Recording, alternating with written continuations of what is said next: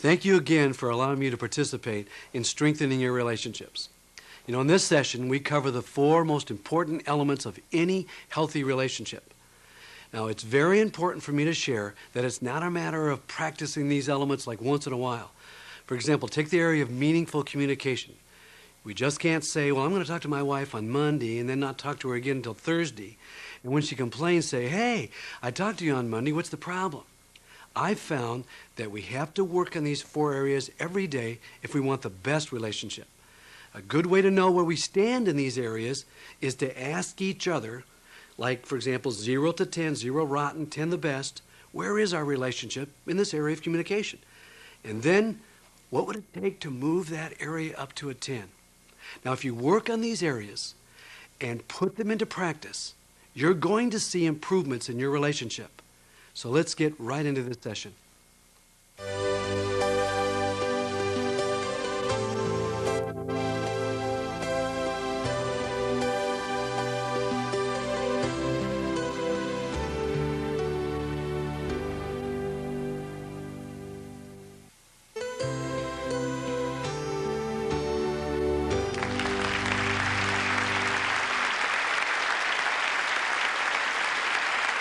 Thank you very much. This session, we're going to get into why men are so valuable.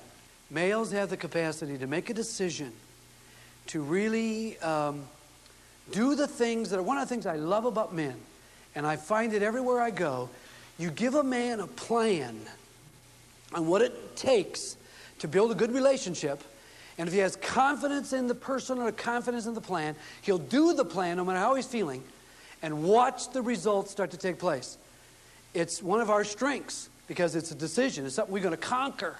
We think, hey, I could do that kind of thing. In fact, do you hear about the guy who did this very thing? He went to a marriage seminar, and he got a marriage book, and he got a group of his buddies together. They met every Friday at noon, and they went over this marriage book together for an hour while they ate their lunch because he said, we can conquer this, we can do this, we can get a better marriage. And they were doing that. They were working on it. And they got to this section of the book that talks about how women appreciate flowers and why they do, and cards, and what it communicates to a woman, and the different communication that it has with a man.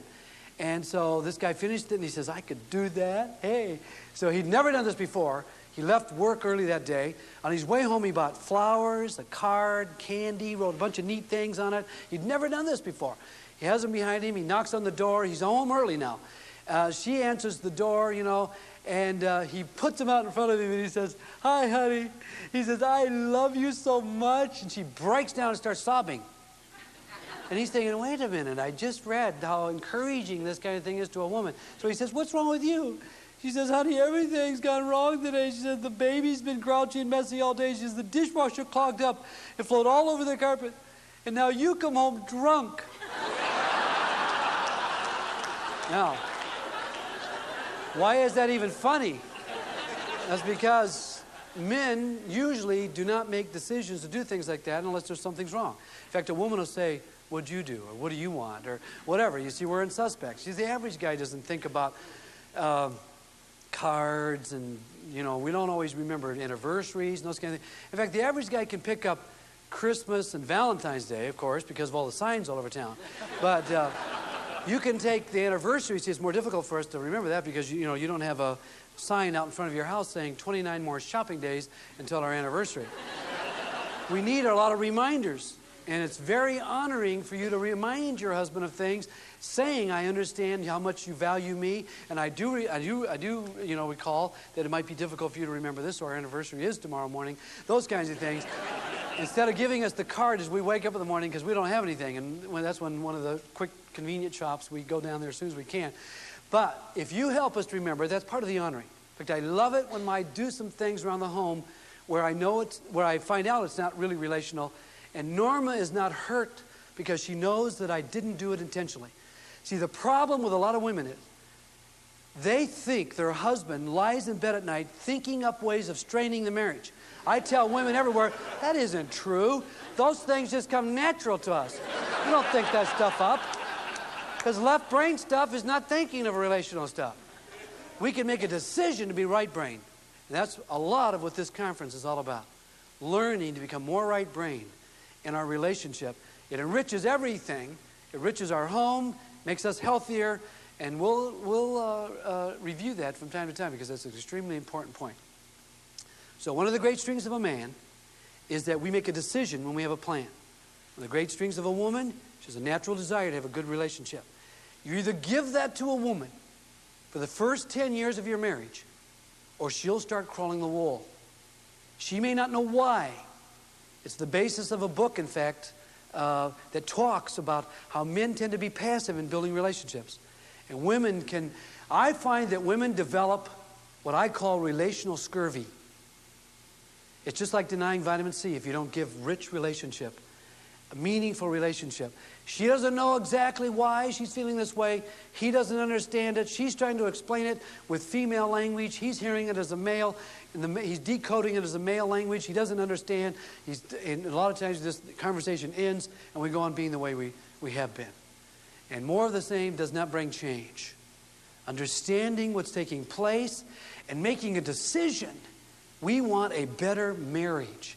We want a better relationship. We want a better parenting relationship. You can make that decision and start it off with, oh, because it starts here. Oh. You can just stamp that right on anybody's head that you want to start developing a meaningful relationship. Stradivarius. Second, as a woman, you can look at your husband and go, oh. In fact, wouldn't it be unique if when you did get together at night and a woman, and maybe the wife gets home first or whatever, you have your children, a man comes home and he opens the door and everybody's on the other side of the door going, oh. He'll probably look, around and wonder what's going on. Have the kids throwing rose petals. Big fan. Oh, unbelievable. This guy actually lives here. It's the honor. Tremendous.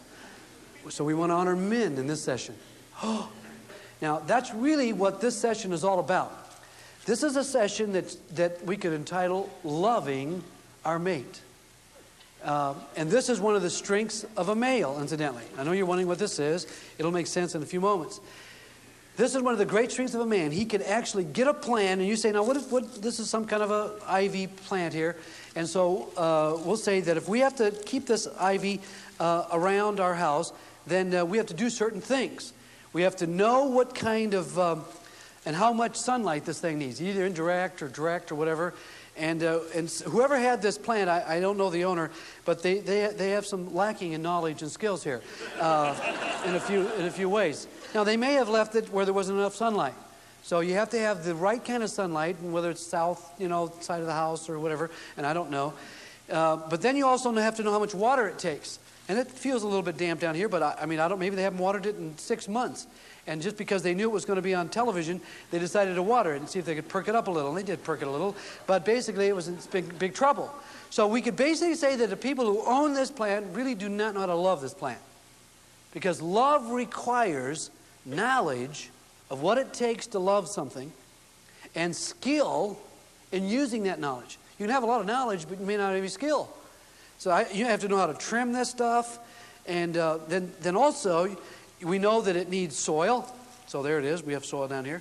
And we know that it needs air. Now, those are the basic 4 things that this thing needs. Let's pretend, and we really have to stretch our mind a lot. And here's a bow, so we could say this is a female plant. And let's just call her Ivy, okay? And I haven't known her very long, just met her recently. But let's say that it was possible to do this, but let's say I could fall in love with a plant. And let's say that we actually could get married, okay? Hypothetical, obviously. So we've only been dating for a short time, and I say, Ivy, kind of special to me. I'm into Ivy. And I do kind of appreciate you, and, what do you think about us spending the rest of our life together? She says, yeah, it'd be a great idea. So let's pretend we're at a wedding here, and I'm marrying Ivy. So do I take Ivy to be my, partner for the rest of my life? I committed to her, yes.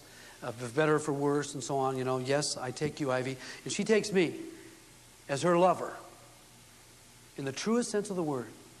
So now we're married. Now, to some degree, we're sort of blind before we marry. There's a degree of we don't see everything. And then after you're living with somebody for a couple of weeks and, a month, and after the honeymoon and all this stuff, you start noticing stuff. So I'm with her, and I've been around her enough, and I start really looking. I look a little bit off to the side, and left side of my brain starts noticing some things. And I say to myself, Ivy, you got some real problems here. And I have the desire just to rip some of them off, because they're really unattractive. Now, this is a very fascinating phenomena, but this is very true in marriages and in parenting and friendships and in work and so on. Most of the time, the very things that bug us about people are things that were helped to put there by other people.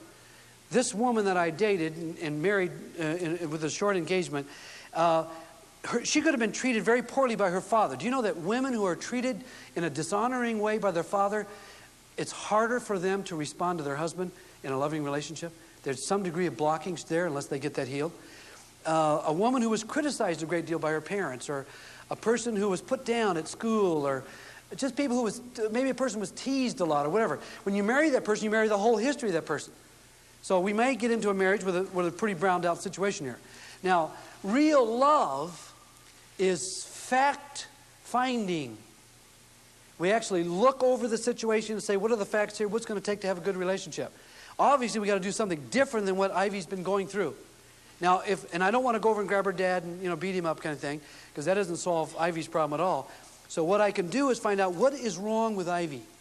What's the problem? Why is she so critical? I could say this. I could say, Ivy, this really bugs me. You are so critical. You're irresponsible in your spending habits, kind of thing. And besides the fact you snore at night, and you grind your teeth, you seem to be uptight. You're not at peace. There's a lot of problems in your life. Would you get your life together? I don't know how much longer I can live like this.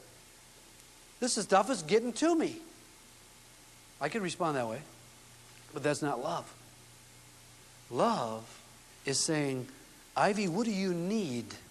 And that's the great strength of a male. Left side of the brain. What do you need? What do we need? What's this marriage need? What's this family need? And I start looking at it, and I find out, how's her soil, and how's the water level, and how much water does she need, and what about the sunlight, and all of that. I look it over. And then after I find out the knowledge and the skills of taking care of Ivy, then I could have a blue ribbon plant.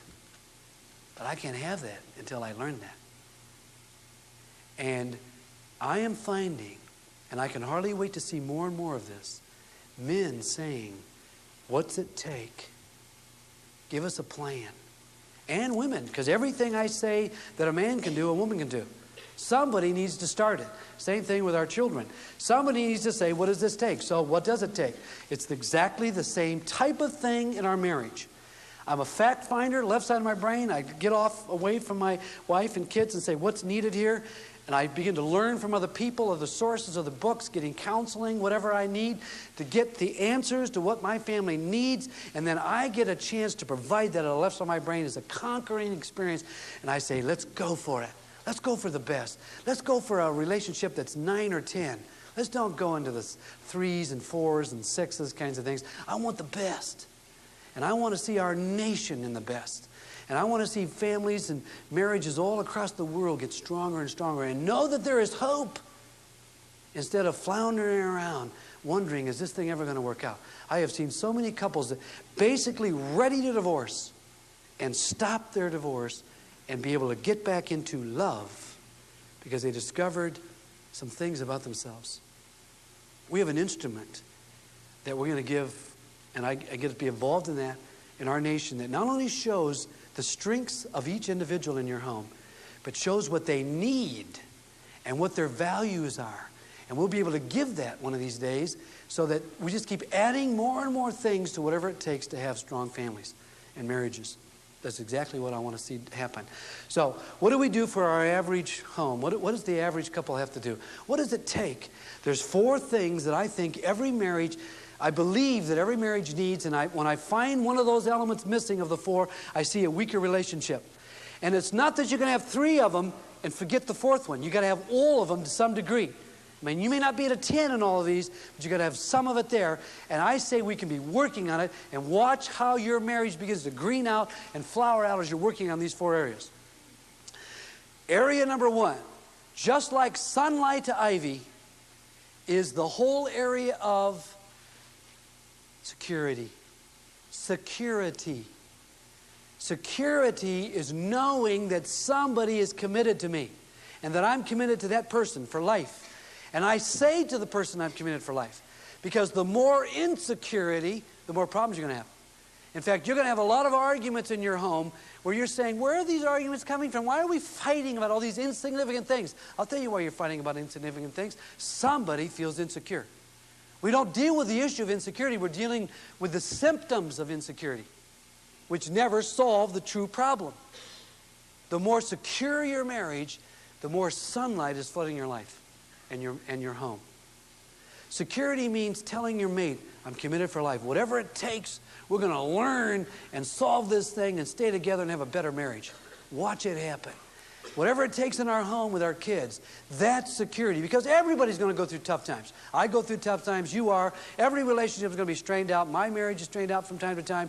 My marriage is strained out 10% of the time, let's say. Used to be strained out a lot more. 90% of the time in my home with my wife and kids, we're in harmony. But I go through those same kinds of things you do, and it never used to be that way. There's a lot more strain. But the more I understand, the more I work at it, the greater it gets. And the more consistent harmony we can have on a regular basis. So I know it's possible, so the first thing we give is security. I have a plaque in the entryway of my home. It says, to Norma, Carrie, Greg, and Mike, an assurance of my lifetime commitment. Christmas, 1976. There's not a week that goes by that I don't tell every member of my family how much I love them. When I'm away from the home, I call and say, I love you. I conclude the conversation with, I love you. And I'll say, right over the phone, I am married to the most awesome person. I cannot believe it. And, she'll say, whatever. And she'll say the same to me. She'll say, I'm committed to you. And we don't say it every day kind of thing in the commitment, but we say it enough in different ways. Flowers and a piece of jewelry and those kinds of things say, I was thinking about you, I'm committed. That's why it's so special.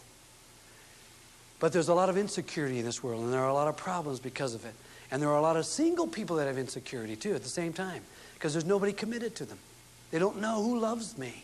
That's why it's so difficult many times to remain single. Who really is committed to me?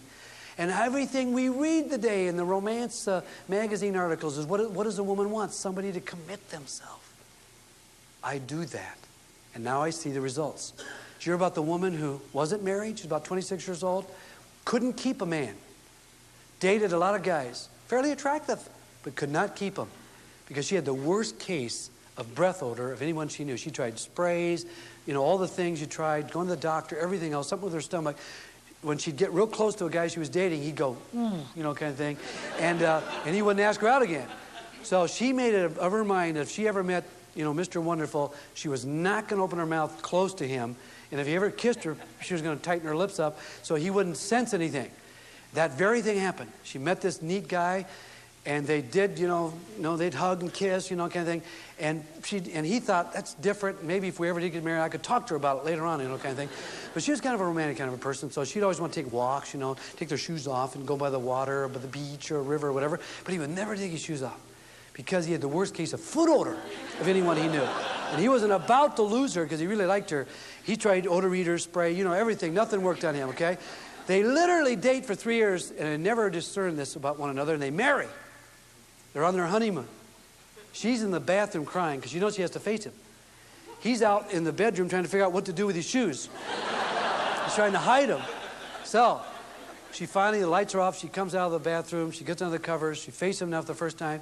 And she says, honey, I have a confession to make. And he says, let me guess. You ate my socks.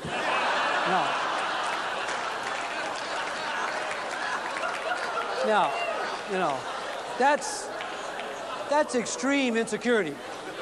Now, the problem with that, and it's a good story in the sense that it does illustrate insecurity, but it also illustrates one other thing that's real important in the area of security.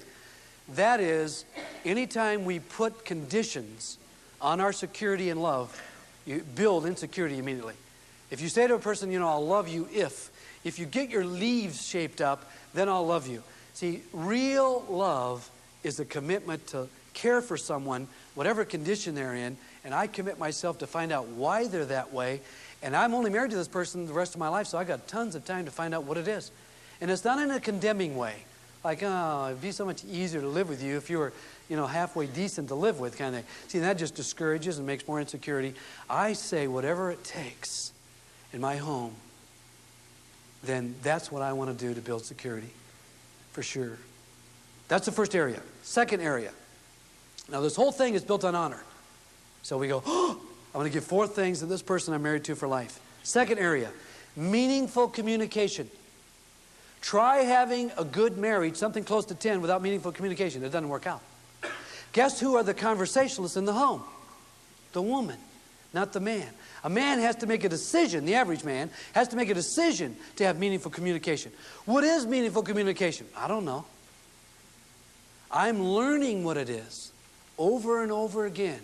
And there's so many courses you can take on it. There's books you can read on it. There's a number of things you can do with it. We've written our latest book. It's all it's on is meaningful communication. Here's what I'm told it means. It means sharing my feelings.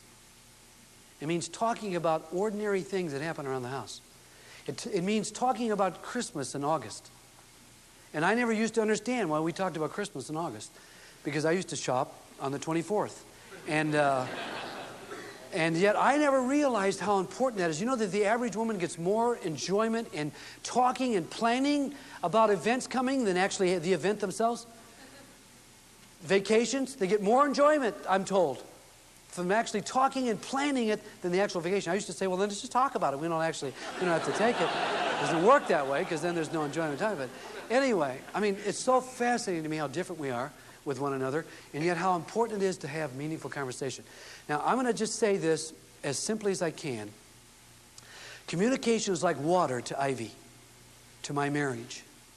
You can't say, I'm only going to give you so much. You have to find out how much is needed. And every woman is unique. But the average woman and the average marriage, and this is important for both males and females, and remember, guys, it actually helps us become healthier and live longer the better we get at this. The average home needs, are you ready for this? About an hour a day in meaningful conversation to get the proper amount of water in your home. How do you like that, guys? An hour a day. Some of you guys are thinking, an hour a day? I'm actually hearing this, and my wife is hearing this. Hey, it doesn't have to be an hour at a time. Yeah, go ahead, put your hands over her ears. It doesn't have to be an hour at a time. It could be 5 minutes here, 10 minutes there, 15 minutes over here, half hour over there, whatever. Here's what my wife and I used to do when I was a graduate student and busy as can be. We had every Friday night, our kids were a little tiny, every Friday night was date night. We knew that we were going to go somewhere at 7 and whatever it took. And so she would hold things, and then we just talked about whatever. And if we went to 1, 2 in the morning, we filled up our plant on Friday night. Because I just didn't have the time. I mean, I was studying all the time or in class, working part-time to put myself through graduate school. It just wasn't practical, so we figured it out. And it was very, very acceptable to both of us. We worked it out because it was unique in our home. You can work it out whatever you want. We had one accountant in one of our groups. In fact, we used to tell our couples we worked with, you need to spend at least starting off a half hour a day, every day. So just set a time. And one of our accountant guys in our group actually used to set the timer on the clock, and because that's part of the skill. You say, come on, let's talk. Something's coming on in a few moments. See, that's part of the skill. They can't say anything then. So it's a matter of learning how to warm up in a conversation, how to close it down, how to close the conversation instead of just leaving it open and never solving anything. All those things come into the knowledge of learning how to communicate. If you want the best kind of marriage and you're committed to it, we have to learn how to communicate. And it needs to be meaningful communication. Otherwise, couples get to the place where they get so strained out. You heard about the couple where they were, actually he initiated it. He says, you know what? We never talk anymore. They're at the kitchen table. We never talk anymore for breakfast. We hardly do anything together anymore. You never get up anymore and make breakfast for the family. You ever make me a hot meal? Why is that? They were strained. And she looked across the table and she said, dear, if you want a hot meal, light your cornflakes on fire. Now, anytime a couple gets that strained out, then you know there are a number of things that are missing, right?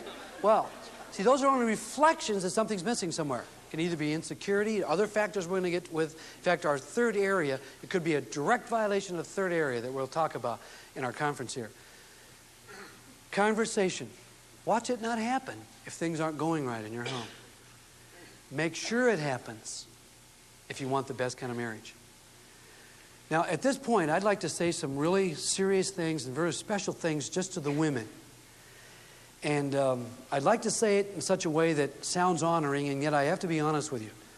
And I have to be truthful in the sense that this is one thing women do. In fact, it's really part of the two things you do that discourage us. See, the average male would like to have a good marriage if we knew what to do.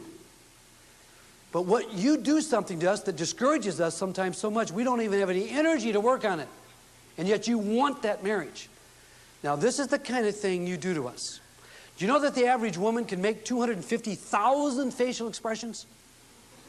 You think of that, 250,000 facial expressions. And that's part of our meaningful communication is facial expressions. Now, here's the kind of thing you do, and you'll use your facial expressions in your body language when you do this. This is the typical kind of thing you're capable of doing. This is what discourages us. Sometimes you'll have your hand here, and you say it any way you want. But you're capable of saying something like this. When are you going to get with the program? See, now the average man doesn't know what the program is, first of all. And you think we know what it is because you see it. We don't see it, okay?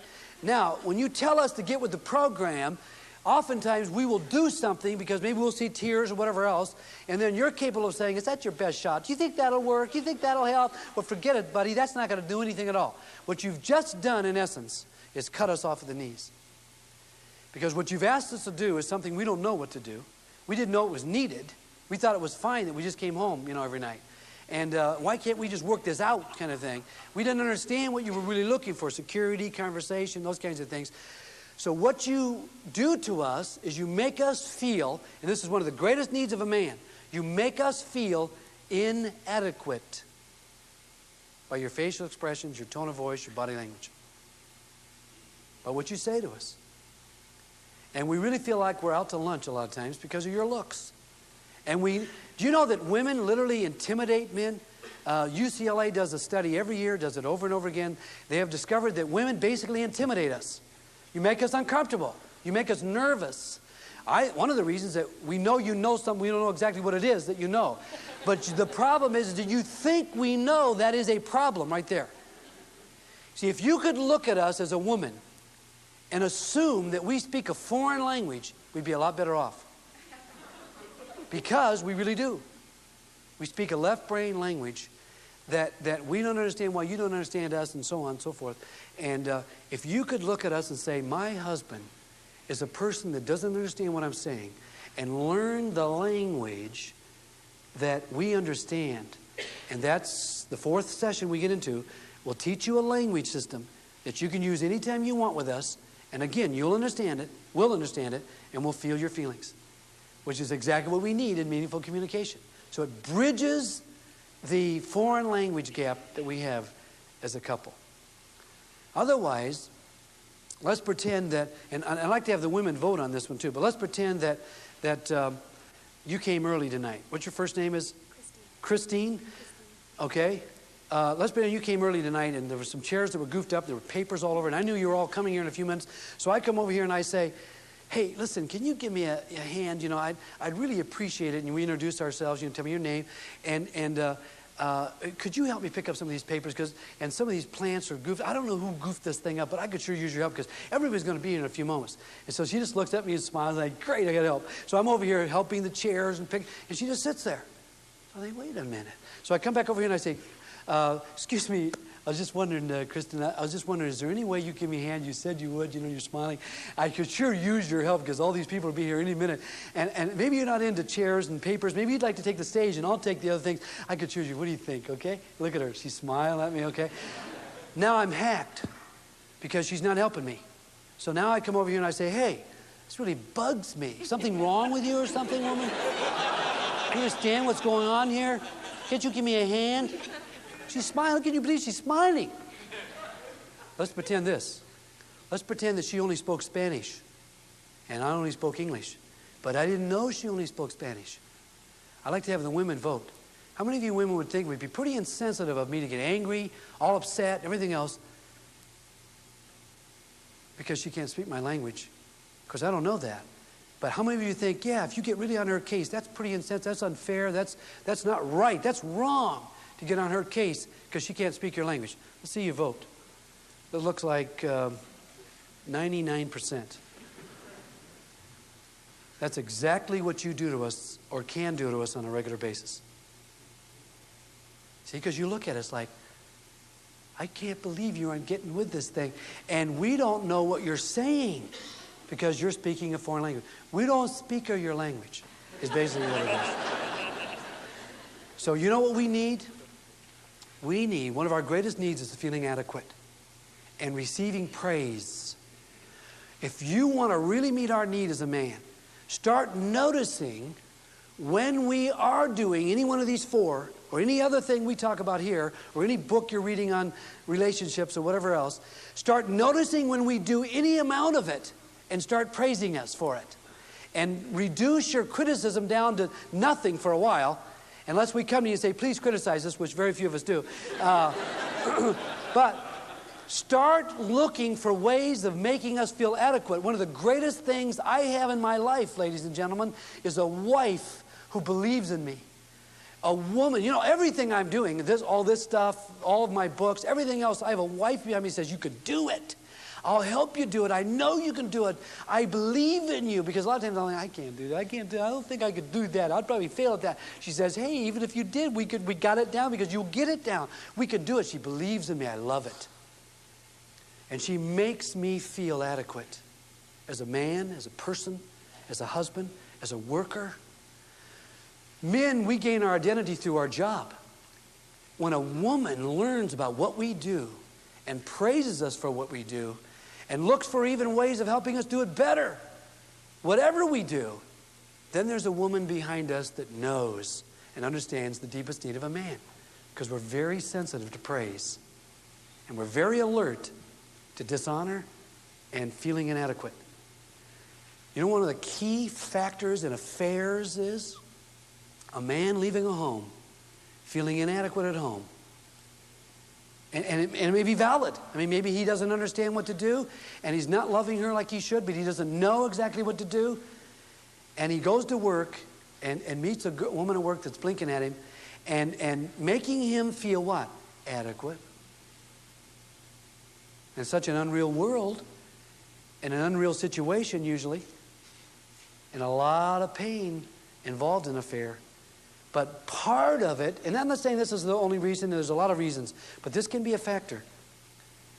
It's much better for a wife to be at home looking for ways to make a decision, going, oh, I'm married to this awesome person.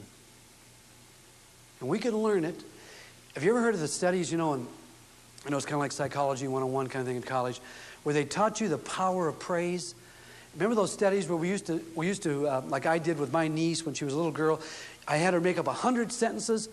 And every time she used the pronoun, 6 pronouns, but 100 sentences, every time she used one particular pronoun, he or whatever it was, I would give her nonverbal reinforcement like, or or ha. Every time she used one of the others, I leaned back and looked bored, you know, kind of doodle or whatever. Anytime she didn't use the right pronoun, I'd show negative reinforcement. Every time she'd use the kind of pronoun I wanted, then I'd get, my eyes would light up. See, eyes lighting up and mouth dropping is double honor. See? And so it reinforces. Before the 50th sentence was up, she was usually every sentence with he did this, he did that, and so on. And after the study was over, I said, what do you think I was doing? She had no idea. Because it's the power of nonverbal.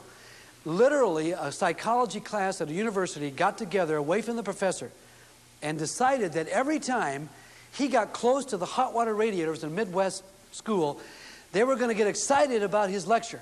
They were going to take notes no matter what he said. They were going to say, oh, you know, kind of thing. And the further away he got away from the radiator, then they were going to look bored and go, oh, look at their watch, oh, okay.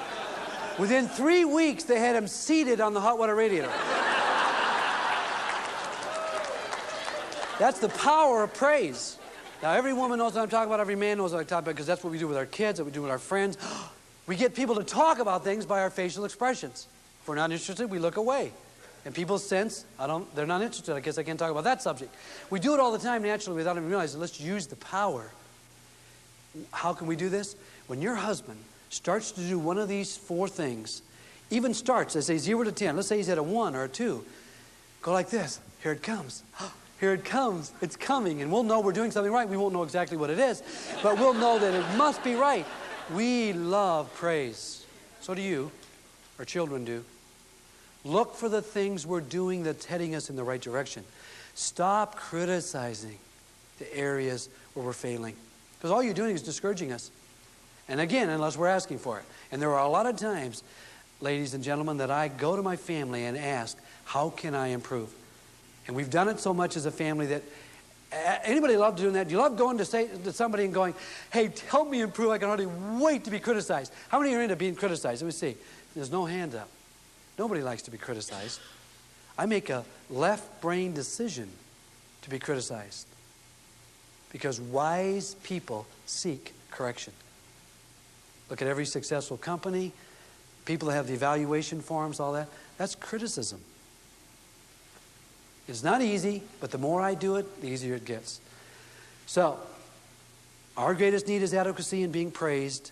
You can give that to us. Believe in us. Help us. Say to it the kinds of things my wife says. I know you didn't realize when you said that to Carrie how deeply that hurt her. I know you didn't realize it because as a man, we all love you. We love you as dad, as whatever. But let me share with you what that did to Carrie. I can receive it then because it's couched in praise. But to just blast away at me, I avoid. Big problem. First area, security. Second area, meaningful conversation. Third area, romantic emotional experiences on a regular basis. What is that? That's candlelight dinners once in a while. That's a walk just barefoot or with your shoes or whatever around the block, by a beach, by a river, holding hands, just talking for a half hour. It's driving up to a weekend in the mountains in a cabin. It's whatever that's meaningful, romantic, and emotional for you. Because every couple is going to be a little unique.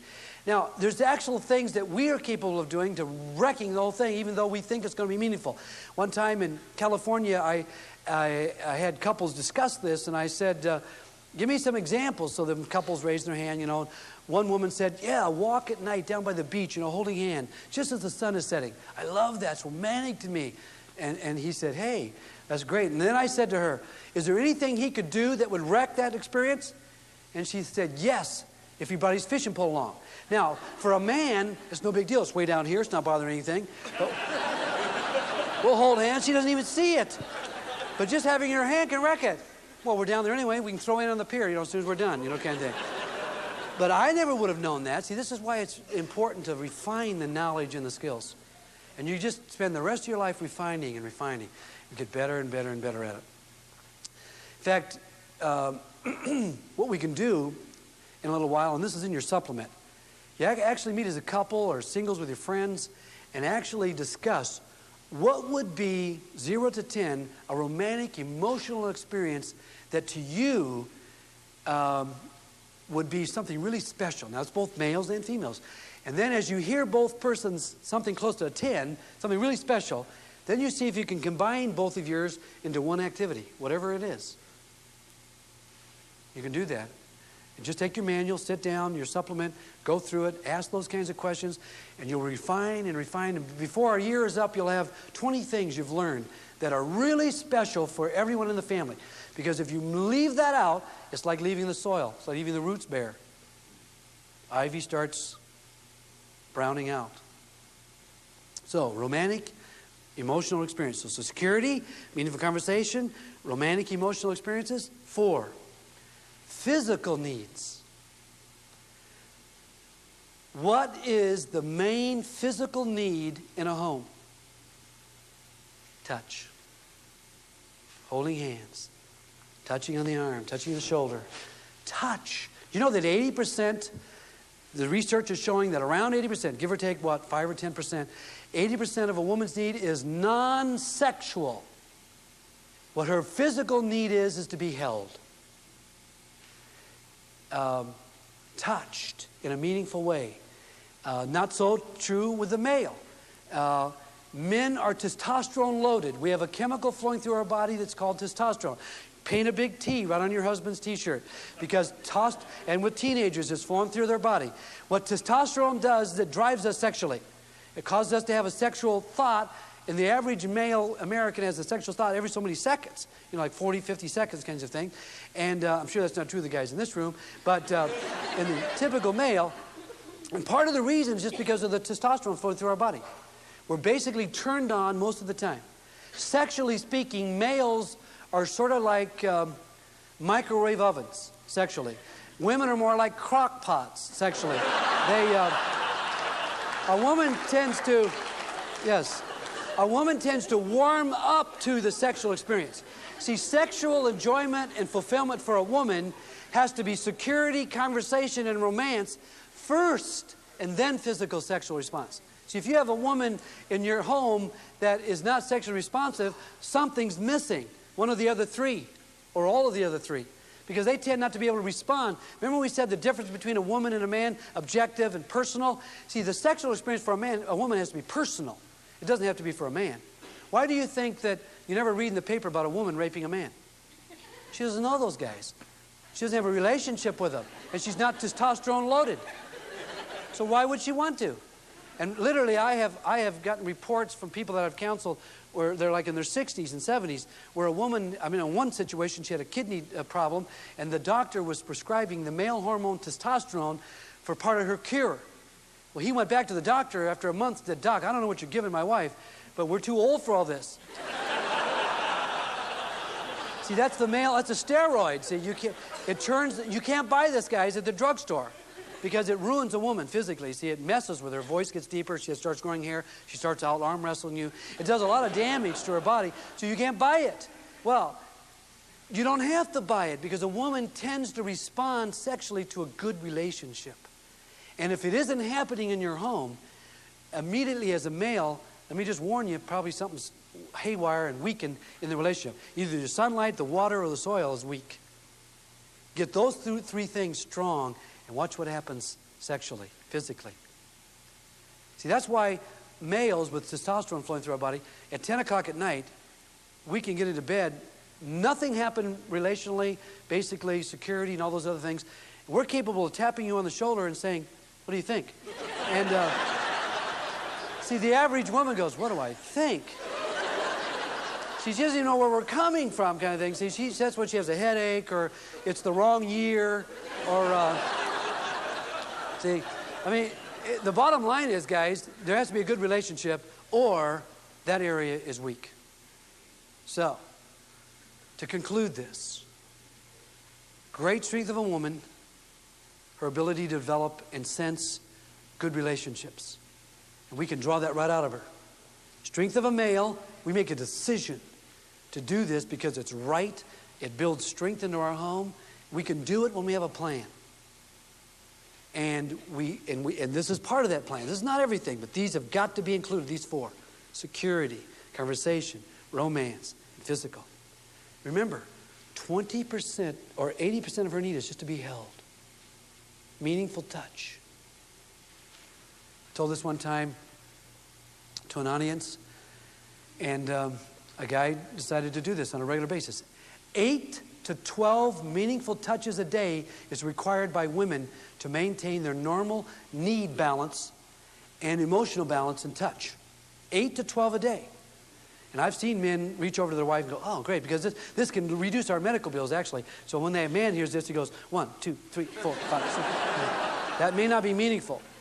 One guy told me in my seminar, he tried this. He said he hadn't gotten to his 12 this one day, and he was actually, it's off the wall, but he was in the shower, and he forgot a towel. He was jumping across the hall to go to get a towel. And when he jumped across the hall, dripping wet, he noticed his wife down the other room doing something. He said, "I'm going to give her one of the meaningful 12 in a surprise." So he runs down to the kitchen, throws his arms around to give her a meaningful hug, surprises her, and the neighbor lady was sitting right there at the... So you can't always, give the 12 meaningful touches a day. So anyway, the point is that we need to make a decision to strengthen our homes, strengthen our relationship with our children. And that's possible. And this is another real important thing. I got to conclude with this. Ladies, you cannot do this to us. And I know it happens. Do not say to us, well, you don't feel it, so forget it. I know you don't mean it, so just forget the whole thing. You've been to that smally thing. I can tell you don't feel it. You see, you know why you can't say that to us? Because men do things first and then feel it second. You do things because you feel it first. If you tell us we have to feel it first, we can't do it. We stop, we're dead. We can't do it. We feel real inadequate that you're asking us to do something we don't tend to do. It's again, you see, valuing the differences. And when we do something, you say to us, boy, I'm so grateful you're doing this. And I know it's hard for you to do some of these things because sometimes you don't feel it. But I appreciate it so much that you do it. Boy, do we eat that up. We go, that's okay, anytime. So that's important. Now, so what we've done so far, we've talked about honor. Stradivariusism, okay? Then we've talked about love. And love is finding the facts necessary to build a good marriage. And provide those facts, whatever it takes. Third, what we're going to do is talk about the number one way I find couples dishonoring each other, and it leads into disharmony, and it causes more havoc in the average home than any other factor I know of. And it's so simple once we understand it and apply it. So we'll be back in a moment, and we'll share the third area.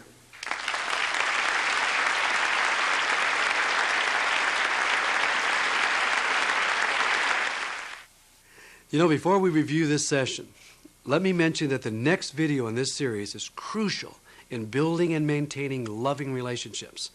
I'm going to show you the absolute greatest destroyer of any relationship, now which we're all experiencing to some degree every day. I'll show you how you can detect this destructive area at any time because most of us do not realize the damage it can cause. And I'll show you how to keep it out of all of your relationships on a daily basis. This one area can not only destroy your relationships, but just listen to what it can do to you personally and to your loved ones. Now, it can weaken your immune system. It instantly builds emotional walls between people. It lowers our self-esteem. It is one of the biggest factors that can even hinder our attempts to believe in God. And it can increase deep resistance within children towards their parents. Now, these are just a few of the negative areas that this next video explains. But more importantly, we show you how you can detect this enemy and keep it out of all of your relationships. Okay, let's just review a few of the points from this current video. Now, remember we talked about 4 essential elements: security, meaningful communication, emotional bonding, meaningful touch. Now, each of those areas are vitally important in every healthy relationship. But to bring it right down to earth and to make it practical, part of what we do is we talk to each other about what makes it more alive and meaningful. Like security. What makes you feel insecure? Talk about that. What do you need to do to make your mate or friend feel secure or more secure? Something close to a 10. Like, for example, how often do you need to hear that you're loved? How do you feel when you get a card in the mail, or you get flowers, or a special gift, or a special meal has been prepared, or let's say that the house is decorated in a certain way to really communicate that you are extremely valuable. I mean, you have to talk about what it is that makes you feel secure. Okay, then let's go to meaningful communication. Well, you have to discuss what is meaningful communication to each other. I mean, it might be something different to the male, something different to the female, something different to friends, but you can talk about it. If we talk about this, I love that because that's meaningful to me. The other person said, well, that's not meaningful to me, but I love to talk about this. And then it's where you talk and it's when you talk. All of those things can actually be written down and discussed, even in a short paragraph, so that we're refining it. And I want to mention that the 4th video that we have gives you a communication method that you can say whatever you want and your mate or your friend instantly understands you and literally feels your feelings. Now, I know that's hard to believe, but you'll see it happen when you get the 4th video. Also, In one of the future videos, we have a whole session just on the 7 different types of communication methods. And so you can get deep into this area and see it enriched in your life, because communication is sort of like the foundation to a home. If it's solid, then as you start to build the other areas of your relationship on top of that foundation, then the whole thing remains solid. Well, let's move to emotional bonding.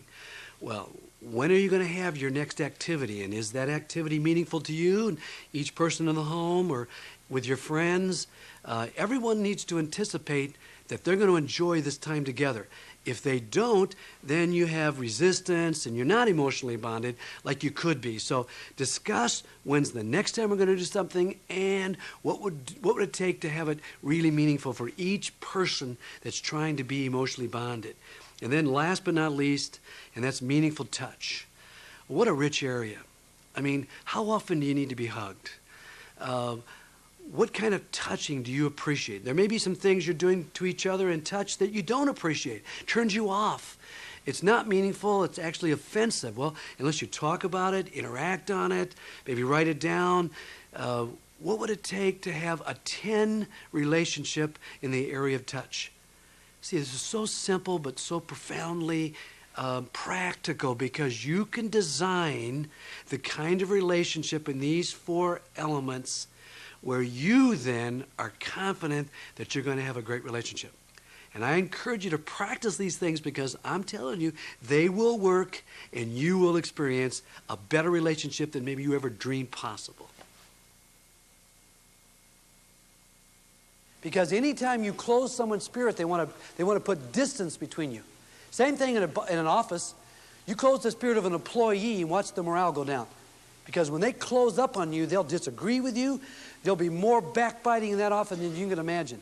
There'll be stiffening of the will, and there'll be people quitting when they're qualified people that could do well in that business, but they can't stand your presence physically. They don't want you touching them, and they don't want you near them. I work with professional athletes all the time. I know there's one particular team in this country, and now somebody will want to know, I'm sure, but there's one particular team where the coach offends the players all the time, and they're always closing their spirit to that coach, and they've never won the playoff yet. And I can almost guarantee you they never will, because you can't get a motivated group of players when they have their spirit closed. Because closing of a spirit demotivates. It causes limpness, and it causes reaction. It causes disagreement. The same thing is true in a marriage. When a man offends a woman and she begins to close her spirit, she will resist him in every way. She'll disagree with you. You can put your arm around her. She'll be cold. She'll be unresponsive. And her will and her feelings, she'll lose her feelings, and she'll say, I don't even know what I saw in you. I don't even like you anymore. And they'll literally say that right to your face. I don't like you anymore. I don't know if I ever did. And even those words can be spoken to us, and they don't necessarily have to remain that way, because that's all solvable. And all this takes place with, I can do this with my children. I never want this to happen with my children. So there's not a day that I know of in the last 10 years where my children have gone to bed with their spirit closed towards me. Because I now know what it looks like. In fact, what we really do is we notice the nonverbals. And I'd love to have you all become experts in noticing the nonverbals. You can see it every time. They're clammy. They usually turn their back to you. Their facial expression, their body language, all that kind of thing. In fact, what we can say is, this is the kind of thing that happens. Let's say that, Marv, let's say you come home someday from whatever you're doing, and you walk into the house, and you say, hi, hon, I'm home, and she's not speaking. And so you go into the room wherever she is and say, hi, hon, is everything okay? And she doesn't say anything to you. And so you go over to touch her, and you put your hand on her shoulder, and she goes, just don't touch me. She goes, just leave me alone. I don't feel like talking right now. What does all that mean, non-verbally? What it means usually, it doesn't have to be this in every case, because it could be she's angry at some neighbor or somebody else or boss or whoever, who knows, the children or someone. But immediately a person can think to themselves, I wonder if I've been closing her spirit. So we can wonder that. So what we do is we check, we touch, and we say, what's going on here? And she says, just don't touch me right now. I'm angry, and I wish, I don't want to be bothered right now. She may say something like this, which is really important for guys to hear. She may say, oh, you always do this. And as far as I'm concerned, you'll never change. See, that's all nonverbal. You want to hear the nonverbal. You don't want to hear those words. Because the average man hears those words on the left side of his brain, and it's not a good idea. Because if you hear those words on the left side of your brain, then you may say something like this. Oh, I always do that, huh? Did I do it this morning? Did I do it yesterday? You know I don't always do that. See, that's a logical discussion when we're talking about emotion in a person's spirit closed. You can never open a person's spirit usually. I mean, I don't know of a case where you start logically opening a spirit by an argument. Because an argument usually closes it all the more. Because it's usually harsh and dishonoring and so on. And the other thing is when they say, you'll never change, you can't say, oh, yes, I can. I remember counseling one time an all-pro defensive player for the Dallas Cowboys. And we were in a restaurant, and they were in a big fight, that morning. And they came to me and said, now what are we going to do? We've been hearing your stuff. Now what do I do? So I started talking to him. I said, okay, let me ask you a question. 0 to 10, how bad is this? He says, oh, it's probably a 6. And she said, a 6? It's a 2. She says, I really am upset by this whole thing, because our relationship has gone down to a 2. So I said, okay, here's what you do. I want you to put your arm around her. And I just want you to be soft with her, and I just want you to say, help me understand what I did today that's really offended you. She looks at him, she says, he doesn't want to do this. I can tell he doesn't want to do this. You know what he says? I can do this. I know how to do this. He puts his arm around and I says, now wait a minute, this is not going to work. I said, look, let me show you how to do this kind of thing, okay? I said, now watch this. And so he's watching there, and I said, okay, now play like I'm you, I said. I want you to reach across the table, and I want to hold your wife, and I just want to put my hand on top of her hand gently. And I said, you're really hurting, aren't you? And I said, I know what I said a little while ago really offended you.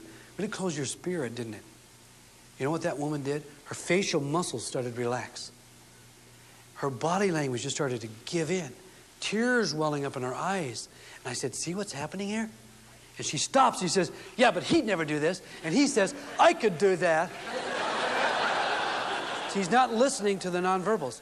You don't want to get into a verbal conversation when you're closing someone's spirit to get it open. See, if a person says something like this, ooh, this bugs me. Don't touch me. Ooh, I tell you what, as far as I'm concerned, you will never change, and you always do this. That tells you your spirit's closed about that much. Could be a man, could be your children. If it's just a little bit saying, well, you always do this, and I can't believe you keep doing this, then it's just a little bit. But if they start throwing things at you, if you come home someday and the front door's locked, that could be big problems if it's usually open. Then you go around the back and you go in and she throws something at you and hits the vase, explodes above your head, and she has a piece of paper in her hand. The kids are behind her and say, this is a court order that says you got to get these bags and get out of here because we hate you, don't we, kids? We all hate him, yes? And then a man can say something like this, well, can't we talk about this? And a woman is capable of saying, no, we can't talk about this. I don't feel like talking about it. I never want to talk about it again. And even if she said it this way, no, I don't feel like talking about it. I'm done talking about it. I don't want to talk about it. What does the average woman really saying when she says, I don't want to talk about it? Do you think I knew that? She's literally saying, let's talk about it. But the left side of the brain doesn't hear that. So a lot of times we say, okay, if you don't want to talk about it, forget it then. You see, the language she's speaking is, I want to talk about it, but in a certain way. I just don't want to talk about it in any way, harsh or anger or lectures or whatever. I want to talk about it in a certain way. Because, ladies and gentlemen, it is possible to close someone's spirit so tight that they hate you and they want to leave you. And it's possible to open that person's spirit so they don't want to leave you. Where they get their feelings back. Because feelings follow honor. Feelings follow having your spirit open. They come back. And that's what's significant.